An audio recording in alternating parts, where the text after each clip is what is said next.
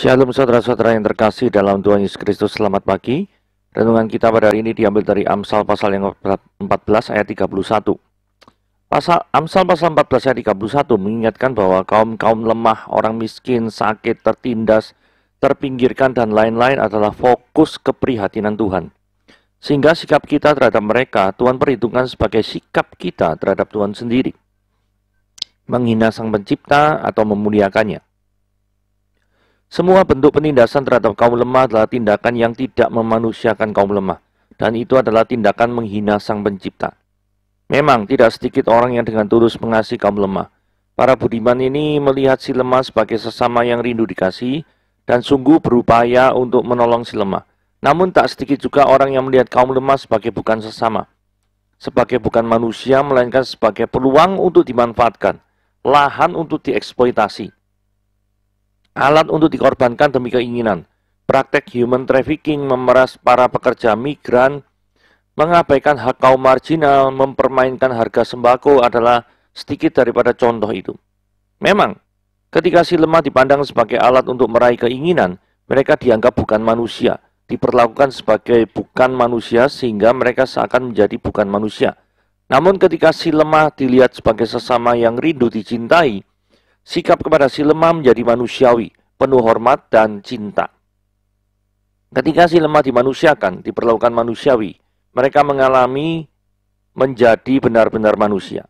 Amsal pasal yang 14 ayat 31 mengajak kita untuk tulus menghormati dan mengasihi kaum lemah, memperlakukan mereka secara manusiawi, memanusiakan mereka. Ketika si lemah dimanusiakan, diperlakukan manusiawi, mereka mengalami menjadi benar-benar manusia. Oke, mari kita lihat pembahasannya ya. Mengasihi dan memuliakan Tuhan, apakah sudah menjadi satu dengan karakter kita? Ini pertanyaan sangat penting ya. Karena perlu kita renungkan apa yang menjadi satu dengan karakter kita ya. Mengasihi, memuliakan Tuhan atau malah menghina Tuhan yang menjadi satu dengan karakter kita. Hari ini pembahasan ayat cuma satu ya. Amsal pasal yang 14 ayat 31. Siapa menindas orang yang lemah, menghina penciptanya, tetapi siapa menaruh belas kasihan kepada orang miskin, memuliakan dia. Kita bahas satu-satu ya. Tindakan penindasan. Siapa menindas orang lemah? Nah, tindakan menindas adalah sesuatu yang tidak dibenarkan di mata Tuhan.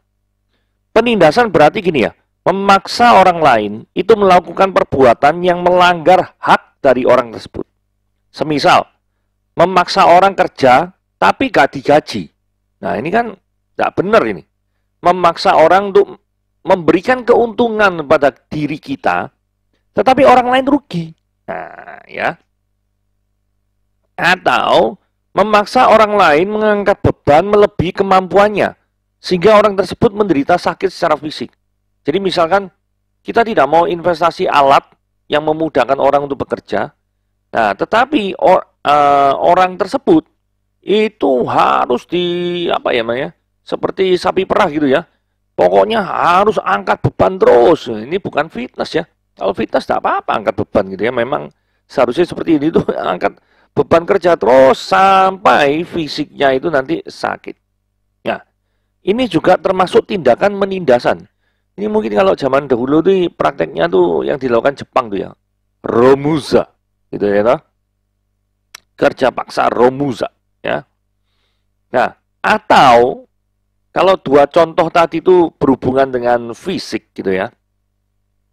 Maka contoh ketiga ini menjadi bukan fisik tapi termasuk juga penindasan. Melakukan pembunuhan karakter juga termasuk penindasan non fisik yang sering terjadi. Betul ya? Jadi sering menghina opini publik supaya membenci sekelompok orang tertentu atau supaya orang tersebut tidak disenangi oleh orang lain. Nah, ini juga sedikit banyak ini termasuk juga penindasan. Kenapa kok disebut penindasan? Karena Anda membuat orang lain itu menderita dengan cara-cara yang licik sekali. Nah, ini ya.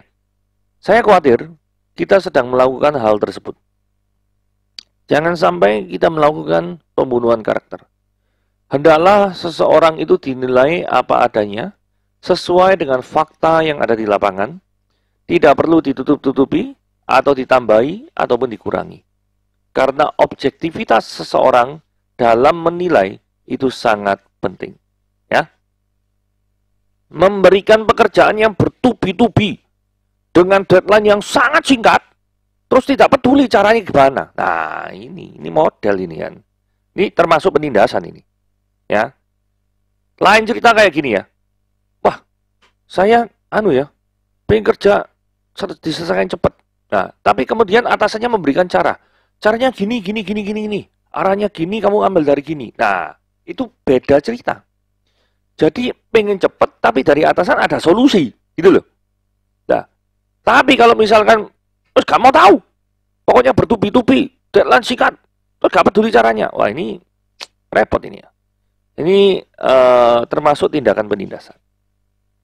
Hal yang berikutnya, tidak menghargai kinerja dari karyawan atau bawahan sehingga orang lain yang bekerja sama dengan orang tersebut akan merasa kecewa dan mengalami demotivasi. Nah, ini termasuk juga penindasan. Misal, orang itu sudah kerja berat, ya toh, tapi kita tidak bisa menghargai mereka. Malah mengolok-olok, kemudian istilahnya apa ya? Tidak bisa melihat kerja kerasnya orang lain gitu loh. Yang bisa lihat itu cuma kesalahannya tok. Nah, ini termasuk juga penindasan. Jadi ada banyak macam penindasan yang mungkin secara tidak sengaja kita lakukan terhadap orang lain. Betul ya? Secara tidak sengaja kita lakukan. Nah, jangan sampai kita termasuk salah satu di dalamnya. Oke, kita berikutnya lanjut. Kita pada frase siapa menindas orang lemah. Ya, ini orang lemah ya. Nah, sekarang gini. Fokus pembahasan di sini adalah orang lemah. Tuhan memberikan kita kekuasaan bukan supaya melakukan penindasan terhadap orang lemah. Mengerti ya maksudnya ya? Jadi, kita yang sedang mendengarkan firman Tuhan ini mungkin sedang duduk dalam posisi tertentu yang besar. Pemilik perusahaan tertentu, atau memiliki jabatan tertinggi tertentu dalam suatu perusahaan, atau orang yang berpengaruh lah, apapun posisimu. Nah, Tuhan memberikan kita kekuasaan itu bukan ditujukan untuk menindas, tapi bagaimana caranya supaya kita bisa berelasi yang saling menguntungkan dengan pihak yang lebih lemah. Bukan satu untung, satu lemah buntung. Nah, ini repot. Karena terkadang orang-orang ini ya, kita tuh kadang tuh ingin menunjukkan kekuasaannya, kitanya untung, yang lain buntung. Jangan. Karena hal yang demikian itu tidak memuliakan Tuhan. Karena statusnya orang lemah, maka kita seringkali menggunakan kekuasaan kita untuk orang lain dengan semena-mena. Bertobatlah kalau kita menggunakan cara yang demikian. Atau mendapatkan keuntungan dengan cara menindas orang lain adalah hal yang sangat keji yang dapat disamakan dengan perbudakan. Jikalau seandainya kita memposisikan diri kita sebagai orang lemah pun, seandainya Anda dalam posisi dia, kira-kira Anda mau nggak ya diperlakukan seperti itu? Kalau misalkan kita dalam hati kita juga keberatan terhadap tindakan perilaku tersebut, maka atas dasar apa kita memperlakukan orang lain? Yaitu, kita memperlakukan dengan cara yang kita sendiri tidak terima. Bukankah itu suatu tindakan yang inkonsisten? Ya toh? Benar nggak? Oke, kita lanjutkan. Ayat 31 Mas ya, karena memang satu ayat ya. Cuma kita frasenya yang kita penggal-penggal ya, supaya ada pembahasannya masing-masing. Kalau pertama membicarakan tentang kata kerja penindasan, yang kedua tentang objeknya yaitu orang lemah, yang ketiga adalah ketika seseorang melakukan penindasan terhadap orang lemah, apa efek yang ditimbulkan di mata Tuhan? Ternyata efek yang ditimbulkan yaitu apa? Menghina. Tindakan tersebut itu sama saja dengan menghina penciptanya. Saudara, supaya Anda memiliki pemahaman yang lebih komplit atau komprehensif gitu ya. Jadi di dalam Kejadian 1 ayat 26-27 dikatakan demikian. Berfirmanlah Allah, baiklah kita menjadikan manusia menurut gambar dan rupa kita, supaya mereka berkuasa atas ikan-ikan di laut, burung-burung di udara, dan atas ternak, dan atas seluruh bumi, dan atas segala binatang melata yang merayap di bumi. Maka Allah menciptakan manusia itu menurut gambarnya, menurut gambar Allah diciptakannya dia. Perhatikan baik-baik ya, manusia diciptakan menurut apa? Gambar Allah. Laki-laki dan perempuan diciptakannya mereka. Dari sini kita bisa melihat bahwa tidak peduli status sosialmu seperti apa. Apakah status sosialmu tinggi ataukah status sosialmu rendah di mata masyarakat, mereka semuanya adalah tetap gambar dan rupa Allah yang harus dihormati. Nah, kalau kita melakukan penindasan terhadap orang lemah, yang notabene orang lemah itu juga merupakan gambar dan rupa Allah, berarti kita menindas gambar dan rupa Allah tuh. Kalau kita menindas gambar dan rupa Allah, berarti kita tuh menghina daripada Allah sendiri yang menciptakan manusia. Betul ya? Paling gampang gini ya, gambar dan rupa dia. Kalau misalkan Anda punya foto ya, terus kemudian foto ya dipajang dan sesuatu yang wajar. Terus kemudian foto tersebut jatuh, terus kemudian ada orang yang tidak senang sama Anda, fotonya tuh diinjak-injak, menginjak foto-foto itu. Memang benar tidak menginjak saudara. Tetapi menginjak foto itu dapat diartikan sebagai apa? Orang yang nginjak itu tidak suka atau menghina saudara. Benar ya? Ini sama. Orang yang menindas orang lain, menganggap orang lemah itu apa sih? Kaum kroco ini, nggak ada pengaruh apapun, ada atau nggak ada yang nggak pengaruh gitu. Misalkan punya pandangan yang sangat-sangat menghina, sangat-sangat merendahkan lah. Itu sama saja dengan tindakan menghina penciptanya. Itu juga sama saja mempertanyakan gini, ngapain Tuhan membiarkan orang ini kok bisa-bisanya ada di dunia ini? Nah itu, modelnya itu seperti itu. Oke, kasih yang sejati sama dengan kasih yang berkorban. Nah mari kita lanjut ya. Tetapi siapa yang menaruh belas kasihan, nah kita perhatikan menaruh belas kasihan. Saudara, penting sekali untuk kita merenungkan di dalam hati kita yang paling dalam. Adakah kasih dalam hati kita? Ataukah hati kita dipenuhi dengan kebencian dan kepahitan? Ini penting loh saudara. Bagaimana seorang bisa menaruh belas kasihan atau mengasihi orang lain jika dirinya sendiri masih mengalami kepahitan, sakit hati, dendam, dan kebencian? 4 serangkai ini ya. Kepahitan, sakit hati, dendam, dan kebencian. Bagaimana mungkin orang bisa mengasihi orang lain? Pertemuan seseorang dengan kasih Kristus akan menjadi kunci. Apakah seorang itu bisa menaruh belas kasihan atau tidak? Ada orang yang tampaknya menaruh belas kasihan, tapi sebenarnya ada maksud tersembunyi. Mungkin tidak mungkin. Misalnya, ada orang kunjungan seseorang ke perkampungan kumuh atau perkampungan orang-orang yang tidak punya, mengadakan bakti sosial di sana dengan tujuan apa?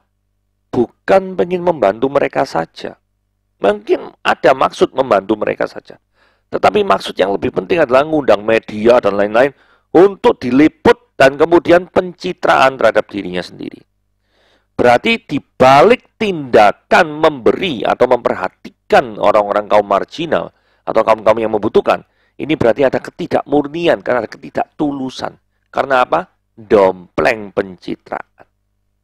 Itu yang terjadi.